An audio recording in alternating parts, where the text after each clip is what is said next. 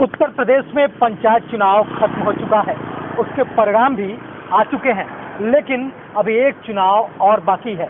वो चुनाव जनता के तहत नहीं बल्कि चुने हुए जनप्रतिनिधियों के तहत तय होता है और चुने हुए जनप्रतिनिधि ही उसका फैसला करते हैं। वो चुनाव है ब्लॉक प्रमुख और जिला पंचायत अध्यक्ष का। इस बार के पंचायत चुनाव में युवाओं ने पूरे दमखम से अपनी ताकत दिखाई और इस बार पूरे उत्तर प्रदेश में अधिकांश जगहों पर युवा प्रतिनिधि बने। ऐसा ही एक और नज़ारा देखने को मिल रहा है ब्लॉक प्रमुख और जिला पंचायत अध्यक्ष के चुनाव में, जहां हर पार्टियां युवाओं को मौका दे रही हैं और युवा ताल ठोक रहे हैं। ऐसा ही एक क्षेत्र है गाजीपुर का जमानिया, जहां ब्लॉक प्रमुख पद पर चंदन तिवारी कैंडिडेट हैं। ये निर्दल प्रत्याशी हैं, लेकिन युवा हैं और शिक्षित भी। चंदन तिवारी ने अपनी पत्नी पूजा तिवारी को जमानिया ब्लॉक प्रमुख पद के लिए मैदान में उतारा है और वो लगातार लोगों तक पहुंच रहे हैं और अपनी बातों को बता रहे हैं। चंदन तिवारी और उनकी पत्नी पूजा दोनों शिक्षित हैं। दोनों का एक ही लक्ष्य है, अपने क्षेत्र का विकास, और इस विकास को गति देने के लिए वो चुनाव मैदान में आए हैं, जिससे कि वो जनप्रतिनिधि बने और जनप्रतिनिधि बनने के बाद जन जन तक विकास कार्यों को पहुंचाए। इन्हीं सब मुद्दों को लेकर हमने चंदन तिवारी से खास वार्ता की। आइए हम सुनाते हैं उस खास बातचीत के अंत। आप राजनीति में आए हैं, क्या उद्देश्य? और सबसे पहले तो आप हमारे दर्शकों को अपना परिचय और थोड़ा सा अपना क्वालिफिकेशन बता दें। नमस्कार, मेरा नाम है चंदन तिवारी। मैं गांव कुशी का रहने वाला जो जमानिया ब्लॉक में है, और मेरी शिक्षा दीक्षा मैं 2 विषय से स्नातक और अभी मैं पीएचडी कर रहा हूँ हिंदी से, दिल्ली विश्वविद्यालय से। इससे पहले मैं ज़मीन का व्यवसायी था, और इससे पहले जो कोरोना काल था पिछले साल, उस समय भी पूरे समाज, पूरे उप जिलाधिकारी जमानिया और उप जिलाधिकारी सेवराई, तो दोनों के साथ मैं लगातार कार्यरत था। तो जब सेवा भाव, तो मुझे लगा कि राजनीति सेवा भाव करने का एक अच्छा रास्ता है, तो मैं सोचा कि इस माध्यम से मैं प्रवेश कर सकूँ। तो आप सेवा भाव के उद्देश्य से राजनीति में आए हैं। ब्लॉक प्रमुखी का चुनाव एक ऐसा चुनाव होता है जो तमाम दल मिलके लड़ते हैं, तमाम दल अपना अलग अलग एक तरह से कैंडिडेट भी लॉन्च करते हैं। तो आप किस दल से आए हैं? सर, मैं किसी दल से नहीं हूँ, मैं निर्दल ही चुनाव लड़ रहा हूँ। मैं अकेले चुनाव लड़ रहा हूँ। मैं सारे दल के नेताओं के पास और उनसे बढ़ करके जो हमारे क्षेत्र पंचायत सदस्य जीते हैं, तो क्षेत्र पंचायत सदस्य बेसिकली किसी दल के तो होते नहीं हैं। एक आम जनता का चुनाव से हट करके ये चुनाव है, तो हमारे कार्यकर्ताओं की संख्या हमारे ब्लॉक में 131 है। मैं तो सभी के पास जा रहा हूँ और सबका भरपूर समर्थन भी हमको मिल रहा है।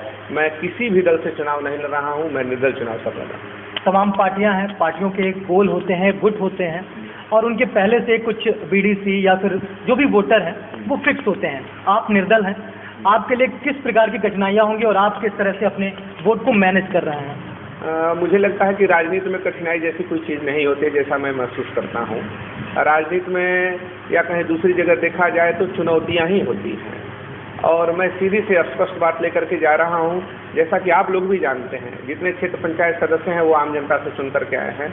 तो जब आम जनता का चुनाव होता है छोटे स्तर पर, तो उसमें किसी एक दल के कार्यकर्ता नहीं होते हैं। हर गांव में हर तरह की जातियां हैं, हर तरह की ओर से हमारे क्षेत्र पंचायत चुन करके जाते हैं। तो मैं यही बात उनको समझाने का प्रयास कर रहा हूं कि जैसे आप एक छोटे से गांव से चुन करके आए हो, तो उसमें किसी दल के व्यक्ति विशेष ने वोट नहीं किया है, तो आप इस तरह का एक आचरण प्रस्तुत करिए समाज में कि हर जगह आप लोग भी माने।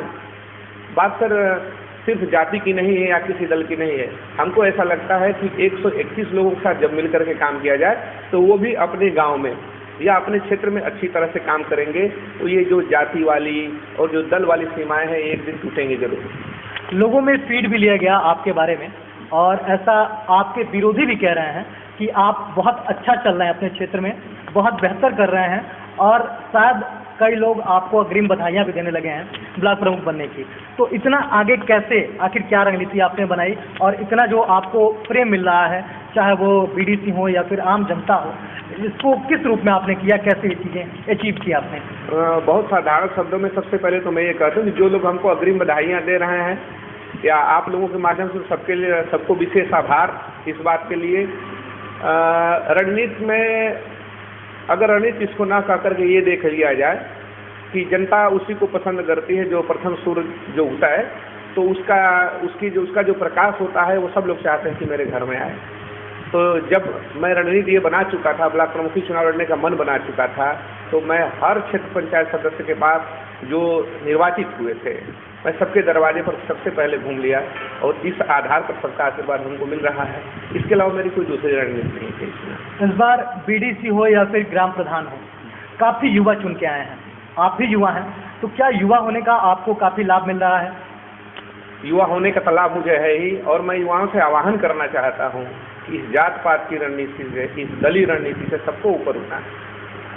सबसे पहले हमारे शिक्षक समाज के विकास के लिए और भारतीय राजनीति को आगे बढ़ाने के लिए सारे युवाओं को अपनी सोच बदलनी होगी और जाति से, दल से, संगठन से निकल करके युवाओं को अपना एक संगठन, एक युवा संगठन बनाना चाहिए और सबको एक साथ मिल करके हमारे क्षेत्र के, अपने गांव के, हमारे क्षेत्र के, जिले का नाम हमको पूरे भारतवर्ष में रोशन करना है।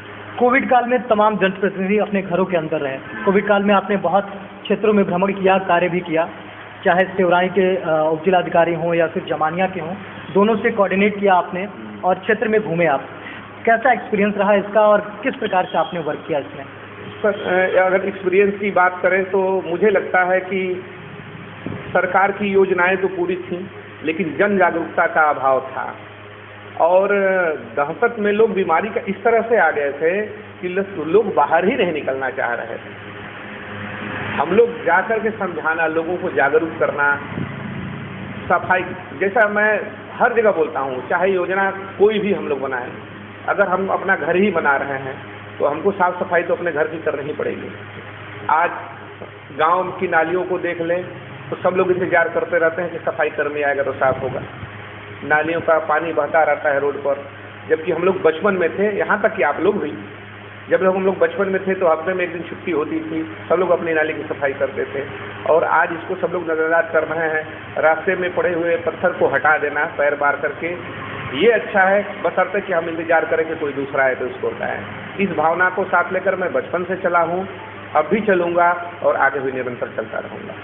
आप अपने क्षेत्र में अगर ब्लॉक प्रमुख आप चुने जाते हैं तो आप किस क्षेत्र में सबसे ज़्यादा काम करना पसंद करेंगे? किस क्षेत्र में आपका क्षेत्र पिछड़ा हुआ है? सबसे पहले जहाँ तक मैं देख रहा हूँ जिस चीज़ को आप लोगों को भी अवगत करा दूँ, ब्लॉक प्रमुख का चुनाव लड़ रही हमारी पत्नी पूजा तिवारी, वो भी हमारे साथ, वो भी स्नातक महिला है। हम लोगों के क्षेत्र में जो बालिका विद्यालय है, इस पर हम लोग दोनों पति पत्नी मिलकर के इस पर काम करेंगे, नारी शिक्षा के लिए विशेष काम करेंगे। मेरे साथ साथ वो कंधे से कंधा मिला करके हम लोगों का प्रथम उद्देश्य ये है, हम लोगों के ब्लॉक में पूरे क्षेत्र पंचायत में 85 गांव है, हम लोग दोनों पति पत्नी मिल करके 85 दिन 85 गांव का नारा दिए हुए हैं, अधिकारियों से वार्ता भी कर रहे हैं।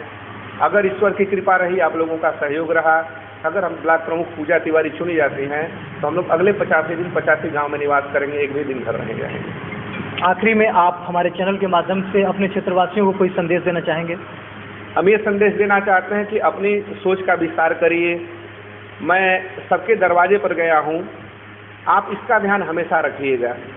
मैं क्षेत्र पंचायत सदस्यों से विशेष करके सबको सोचने की ज़रूरत है, आगे बढ़ करके आने की ज़रूरत है, हाथ मिलाने की ज़रूरत है।